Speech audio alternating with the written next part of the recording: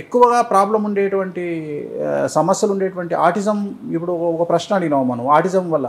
ఆటిజంతో పుట్టే పిల్లలు భారతదేశంలో 0.1% ఉంటారు. కానీ అమెరికాలో 100కి 70 మంది ఆటిజంతో పుడతారు. ఈజీగా చెప్పగలుగుతాం మేము. ఓకే, మేము చాలా ఈజీగా చెప్పగలుగుతాం. నేను జాతకం చూడగానే చెప్తాను, నేను క్వశ్చనే అడుగుతాను డైరెక్ట్గా, ఆటిజంతో పుట్టిండని. అంటే ఎప్పుడైతే 6వ ఇంట్లో గురువు కానీ, కుజుడు కానీ, చంద్రుడు కానీ ఉంటాడో, వ్యయంలో 6వ ఇల్లు కానీ లేదా దాన్ని చూసే 12వ ఇల్లు కానీ, గురువు కానీ, చంద్రుడు కానీ, కుజుడు కానీ 12వ ఇంట్లో కానీ 6వ ఇంట్లో కానీ ఉంటే, లేదా తండ్రి జాతకంలో గురువు నీచంలో ఉంటే, తల్లి జాతకంలో గురువు నీచంలో ఉంటే, తండ్రి జాతకంలో శుక్రుడు నీచంలో ఉంటే ఆటిజంతో పిల్లలు పుట్టే అవకాశం ఉంది. ఓకే, సో తల్లిదండ్రుల ఎఫెక్ట్ అంటారు, వాళ్ళ జాతకరీత్యా ఉండే ఇబ్బంది. ఇప్పుడు ఉదాహరణ 9:5 అనుకుందాం. సపోజ్ 9:5 షష్టాష్టకాలు 6:8 అంటాం మనం. షష్టాష్టకాల్లో పుడితేనేమో భార్యాభర్తలు ఒకళ్ళు చనిపోయే అవకాశం ఉంది. అంటే ఉదాహరణ, భార్యాభర్తలు ఇద్దరు పెళ్లి చేసుకున్నారు, మన పెళ్లి చేసుకున్నటువంటి వాళ్ళ జాతకాలు కలవలేదు, కలవకపోతే వాళ్ళిద్దరిలో ఒకళ్ళు చనిపోయే అవకాశం ఉంటుంది, లేదు డివోర్స్ అయ్యే అవకాశం ఉంటుంది. లేదు 9:5 పెళ్లి చేసుకున్నారు అంటే ఇద్దరి రాశి నుండి ఒక రాశి నుండి ఇంకో రాశికి 9, ఒక రాశి నుండి ఇంకో రాశికి 5 వచ్చింది అనుకో, వాళ్ళిద్దరికి సంతానం కలిగే అవకాశం లేదు, లేదా ఆటిజంతో పిల్లలు పుట్టే అవకాశం ఉంటుంది. సో దీన్ని 9:5 అంటారు. అట్లనే షష్టాష్టకాలు 6:8, అదేమో డెత్కు కారణమవుతుంది, ఇదేమో సంతానం సమస్యలతో పుట్టే కారణమవుతుంది. సో తల్లిదండ్రుల దగ్గర సమస్యలు పెట్టుకొని పిల్లలు సరిగా పుట్టలేదంటే ఎట్లా? ఎంత ముహూర్తం చూసినా సరే, పంతులు ఎంత మంచి ముహూర్తం తీసినా ఆటిజంతో పుట్టిండు అనుకో, వీళ్ళు ఏమనుకుంటారు? ముహూర్తం బాగాలేదేమో, ముహూర్తం బాగాలేదు అనుకుంటారు. కానీ వాస్తవంగా ఎక్కడ సమస్య జరిగింది అంటే combination of husband and wife. So భార్యాభర్తల కలయిక, పెళ్లి అనేదే బాగాలేదు. రెండోది పంతులు, నేను అదే చెప్తున్నా, ఫోన్లలో ఏమైపోయిందంటే ఫోన్ చేసి పంతులు గారు ఈ జాతకాలు కలిసినాయి అనగా ఆయన ఏం చేస్తాడు, కాంబినేషన్ చూసి 18 పాయింట్లు వచ్చినాయి చేసుకోండి అంటాడు. కానీ లోపల అష్టవర్గ కూటమిలో ఏమైంది అంటే, ఒక భార్యాభర్తలు, ఒక అమ్మాయి అబ్బాయి భార్యాభర్తలు కావడానికి 8 రకాల ఈక్వేషన్స్ చూసి 8లో 6 ఓకే అయితే పెళ్లి చేసుకోవాలి. ఓకే, కానీ పంతులు ఏం చేస్తున్నారు, లేదా చూసిన పెళ్లి చేసుకునే వాళ్ళు ఏం చేస్తున్నారు అంటే 18 పాయింట్స్ అనేటువంటివి చూస్తున్నారు, కూటమి చూస్తున్నారు, మార్కులు చూస్తున్నారు. 18 వచ్చినాయి పాయింట్ల పట్టిక, చేసుకో పెళ్ళి. జనరల్గా అది ఎవరికి పనిచేస్తుంది? 18 మార్క్స్ అనేది, అసలు ఆ మార్కులు చూడడం అనేటువంటిది అసలు నామనక్షత్రాలు అంటే డేట్ ఆఫ్ బర్త్ లేని వాళ్లకు మాత్రమే పనిచేస్తుంది. డేట్ ఆఫ్ బర్త్ లేని వాళ్ళకే పనిచేస్తుంది. ఉన్నోళ్లకు అవి పనిచేయనవు. ఉన్నోళ్లకు నక్షత్రాలు చూసి, నక్షత్రాల కాంబినేషన్ వర్కౌట్ అయ్యిందా లేదా కాదా చూసి అప్పుడు ఓకే చేయాలి జాతకాలు. అప్పుడు పెళ్లి చేసుకోవాలన్నా వద్దా, అష్టవర్గ కూటం ఉందా, వర్ణదోషం ఉందా, లేకపోతే ఏకనాడి దోషం ఉందా, కుజదోషం ఉందా, శుక్రదోషం ఉందా, కళత్ర దోషం ఉందా, ప్రథమ కళత్రం, ద్వితీయ కళత్రం, అంటే 1వ పెళ్లి, 2వ పెళ్లి, 3వ పెళ్లి. కొంతమంది జీవితంలో 4 పెళ్లిలు కూడా అవుతాయి. సో కొంతమంది 3 పెళ్లిలు అవుతాయి, కొంతమంది 2 పెళ్లిలు అవుతాయి. అంతే, వీళ్ళకి ఆ యోగం ఉందా లేదా అనేది చెక్ చేసి అప్పుడు చేసుకోవాలన్నా వద్దా అనేది క్లారిటీ ఇవ్వాలి. దీనికి అంతటికి కారణం ఏం జరుగుతుంది అంటే, ఫస్ట్ చెప్పేటువంటి గురూజీకి టైం ఉండాలి, ఓపిక ఉండాలి. ఇవి లేకపోతే ఈ వృత్తిలోకి రావద్దు. ఆ ఓపిక ఉంటేనే ప్రతి జాతకాన్ని తన చెల్లి జాతకమో అక్క జాతకం లాగానే చూడాలి, ప్రతి జాతకాన్ని తన తమ్ముడు జాతకం అన్న జాతకం లాగా చూడగలిగితేనే జాతకాలు చూడాలి, లేకుంటే చూడొద్దు.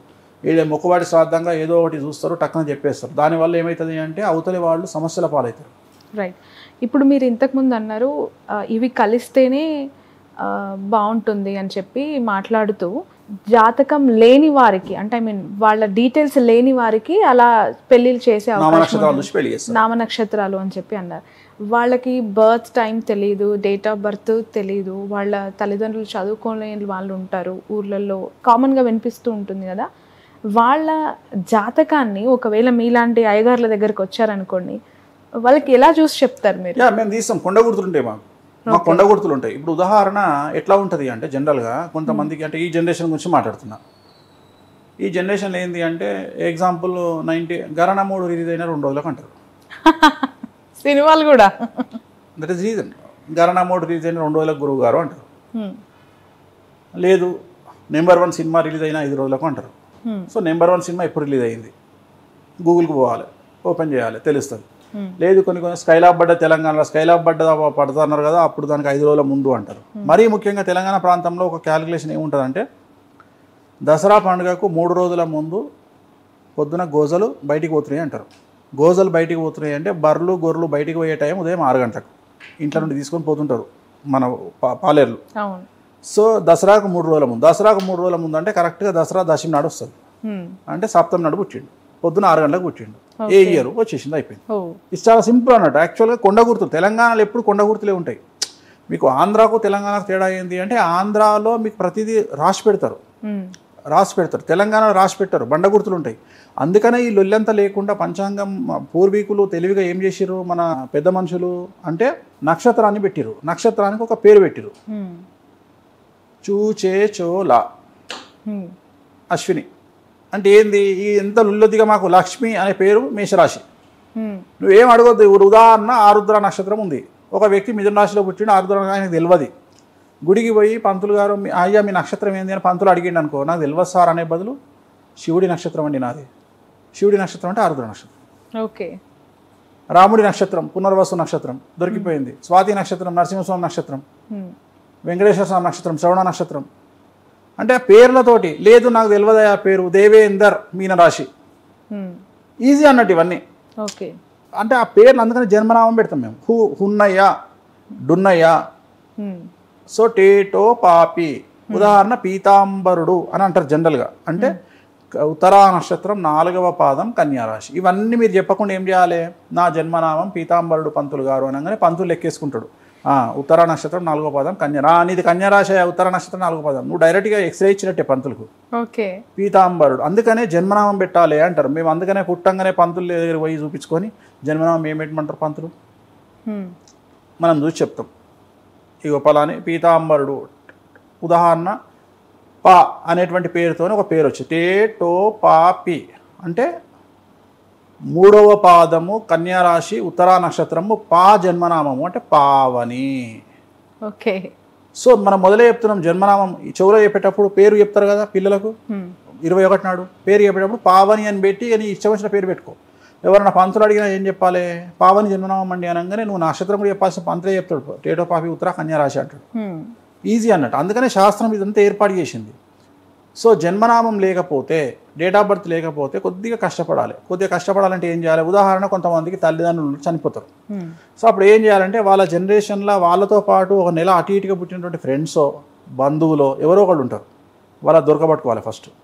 జనరల్గా మన ఇంట్లో ఏం చెప్తారు, అరే ఆ రోజు నీతో పాటు పక్కూర్లా రామయ్య కొడుకు పుట్టిండ్రా అంటారు. మనకు తెలియకుండా నాకు తెలుస్తుంది. ఆ రామయ్య కొడుకుని పట్టుకోవాలి, అరే నువ్వు పుట్టిన డేట్ ఆఫ్ బర్త్ ఏంది, ముందు రోజు పుట్టినావు వచ్చేసింది. సో ఇవన్నీ బండ గుర్తులు అంటాం వీటిని మనం. సో ఇవన్నీ మేము ప్రిపేరింగ్గా చేసి మెల్లగా దొరకబట్టి మొత్తం మీద డేట్ ఆఫ్ బర్త్ ఇస్తాం. సో అసలే లేదు ఇక ఇంకా 80%లో 1% కూడా అవకాశం లేదు అన్నప్పుడు నామనక్షత్రాన్ని తీసుకొని జాతకం చెప్తాం. రైట్. ఇప్పుడు ఏ జాతకంలో పుట్టిన వారికి ఆలస్యంగా పెళ్ళి అవ్వడం లేదంటే పెళ్ళే కాకుండా ఉండటం ఉంటుందంటారు? 99% పెళ్ళి అవుతుంది. ఒక 1% అంటే 1 కోటి మందిలో ఒక 10 మందికి పెళ్ళిళ్ళు కావు. ఆ జన్మ బ్రహ్మచారులుగా మిగిలిపోతారు వాళ్ళు. ఓకే. అంటే వాళ్ళను బ్రహ్మచారులుగా మిగిలిపోవడానికి బ్రహ్మచారిణులుగా మిగిలిపోవడానికి లేడీస్ అయితే కారణం ఏంటంటే వాళ్ళ జాతకంలో ఇక శుక్రుడు చాలా చాలా చాలా చాలా చాలా దరిద్రమైన స్థానాల్లో ఉంది. అంటే వాళ్ళకు కుటుంబ సౌఖ్యం అనేది ఉంది. కుటుంబ సౌఖ్యం nothing but sexual life. So sexual life లేని వారికి జనరల్గా వివాహం అనేది జరగదు. వివాహం జరిగితే సెక్సువల్ లైఫ్ ఉంటుంది. సరే కలియుగంలో ఉన్నాం, పెళ్లితో సంబంధం లేకుండా కూడా సెక్సువల్ లైఫ్ ఉంటుంది. ఎస్ ఉంటుంది, కానీ వీళ్ళకి అది ఉండదు. వీళ్ళకు పెళ్లితో సంబంధం లేకుండా సెక్సువల్ లైఫ్ ఉండదు, పెళ్లితో సంబంధం ఉండి కూడా సెక్సువల్ లైఫ్ ఉండదు. సో వీళ్ళ జాతకంలో శుక్రుడు పరమ అపోజిట్ డైరెక్షన్లో ఉంటాడు. ఉదాహరణ 12వ స్థానంలో ఉన్న ఉత్త శుక్రుడే కాదు, కేతువు కూడా కలిసి ఉండొచ్చు. 6వ స్థానంలో శుక్ర కేతువులు కలిసి ఉండొచ్చు, లేదా శుక్ర కుజ కేతువు ముగ్గురు కలిసి ఉండొచ్చు, లేదా శుక్ర కుజ కేతు శని కలిసి ఉండొచ్చు. సో ఇలా కలిసి ఉండడం వల్ల ఏంటి అంటే వీళ్ళు బ్రహ్మచారులుగా ఉండే అవకాశం ఉంది. లేదంటే ఎక్కువగా విడాకులు అయ్యేటువంటి అవకాశం ఉంటుంది. చాలా వరకు మ్యారేజ్ కాకుండా ఉండే అవకాశం లేదు. అయితే లవ్ మ్యారేజ్ ఎర్లీగా అవ్వచ్చు, లేదా నార్మల్ మ్యారేజ్ ఎర్లీగా అవ్వచ్చు, డివోర్స్ అవ్వచ్చు, లేదా లేట్ మ్యారేజ్ అవ్వచ్చు, డివోర్స్ అవ్వచ్చు, లేదా ఒక్కొక్క పెళ్లి కాకుండా 2-3 పెళ్ళిళ్ళు అయ్యే అవకాశం ఉంది. మీరు అబ్జర్వ్ చేయండి, 1990కి పూర్వము సమాజంలో రెండో పెళ్లి అనేది అతి పెద్ద విషయం. అసలు రెండో పెళ్లి అనేది పెద్ద విషయం. ఇప్పుడు మీరు అబ్జర్వ్ చేయండి, ప్రతి 100 మందిలో 10 మందికి 3వ పెళ్లిలు అయినాయి. కారణం ఏంటి అంటే అండర్స్టాండింగ్ ప్రాబ్లమ్స్, జాతకాలు బాగాలేకపోవడం వల్ల అండర్స్టాండింగ్ ప్రాబ్లమ్స్ వల్ల వాళ్ళకు సమస్యలు వస్తున్నాయి. సో జాతకాలు బాగాలేకపోవడం అంటే మెయిన్ వివాహం బాగుండాలి అంటే ఆడవాళ్ళ జాతకంలో కుజుడు బాగుండాలి, గురువు బాగుండాలి. మగవాళ్ళ జాతకంలో శుక్రుడు బాగుండాలి. శుక్రుడు కనుక బాగాలేకపోతే మగవాళ్లకు డివోర్స్ అవుతాయి, ఆడవాళ్లకు గురువు కుజుడు బాగాలేకపోతే డివోర్స్ అవుతాయి. సో అందుకని జాతకాలు చూసుకునేటప్పుడు ఎవరి జాతకాల్లో ఎవరెవరు ఉన్నారో అనేది చూసుకొని పెళ్లి చేసుకోవాలి. ఈ జనరేషన్ అమ్మాయిలకు యాంగ్జైటీ డిజార్డర్ చాలా ఎక్కువగా ఉంటుంది. గురువు నీచంలో ఉండడం వల్ల, గురువు 6వ ఇంట్లో ఉండడం వల్ల, అందువల్ల వాళ్ళు ఎక్కువగా తొందరపాటు నిర్ణయాలు తీసుకొని డివోర్స్కు లోనయ్యే అవకాశాలు కనిపిస్తూ ఉన్నాయి. ఇప్పుడు ఆపరేషన్ లేకుండానే మోకాళ్లకు ప్లాస్మా ట్రీట్మెంట్, మీ ఆర్థోపెడిక్ సమస్యలన్నిటికీ రోబోటిక్ టెక్నాలజీ ద్వారా తక్కువ ఖర్చుతో శాశ్వత పరిష్కారం, ఫ్రీ కన్సల్టేషన్, ప్రతి ట్రీట్మెంట్ పై 20% డిస్కౌంట్. ఈ ఆఫర్ కొద్ది రోజులు మాత్రమే, త్వరపడండి. V9 hospitals 9281465842.